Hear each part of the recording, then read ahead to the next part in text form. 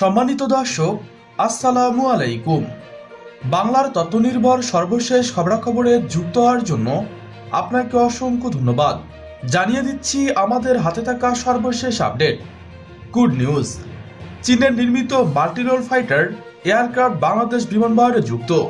চীনের Chengdu air space cooperation সিএসসির নির্মিত অত্যাধুনিক একটি 4.5 generation single engine multirole fighter aircraft, যার লেটেস্ট ভার্সন Z10C, এটি একাধারে air to air, air to ground এবং প্রয়োজনে মেরিটাইম স্ট্রাইক রোল পারফর্ম করতে পারেন।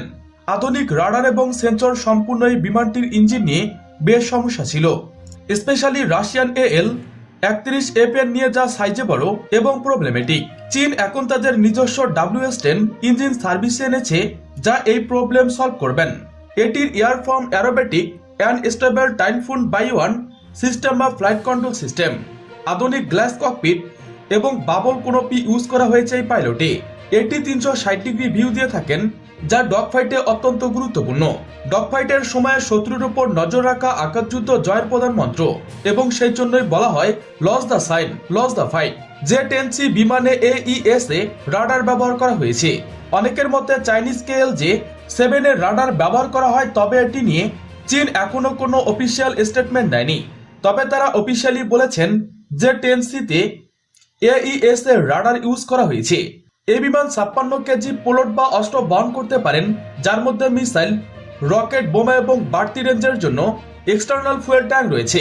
এটি একটি 23 মিলিমিটারের মেশিন গান বহনের পাশাপাশি বিভিন্ন রেঞ্জের এয়ার টু এয়ার এবং এয়ার টু গ্রাউন্ড মিসাইল বহন করতে পারেন। তবে আমাদের দেশের মানুষের Z10C নিয়ে বেশ কিছু ভুল ধারণা রয়েছে। প্রথমত, এর স্পিড নিয়ে। এটির সর্বোচ্চ গতিবেগ ম্যাক 1.8। একই সাথে কমব্যাট রেশিয়াল 1850 কিলোমিটার বা এয়ার টু এয়ার রিফুয়েলিং সহ 2600 কিলোমিটার। এই ইঞ্জিনের আনরিলায়েবিলিটি ফাইটারের মার্কেটিং এবং ক্রয়ের প্রধান বিক্রির অন্তরায় হিসেবে বিবেচিত হয়। তবে সম্প্রতি পাকিস্তান 36টি Z10C কিনেছে চীন থেকে। বাংলাদেশের এই বিমান অনেকবার অফার করা হয়েছে, এমনকি 2019 সালে বাংলাদেশ লাওসকে অফিসিয়ালি Z10C অফার করা হয়।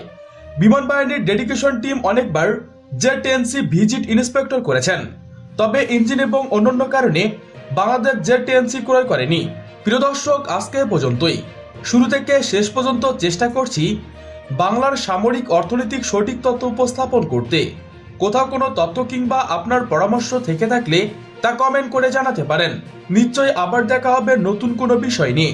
ততদিন পর্যন্ত ভালো থাকুন, সুস্থ থাকুন। Thanks for watching my video. আল্লাহ হাফেজ।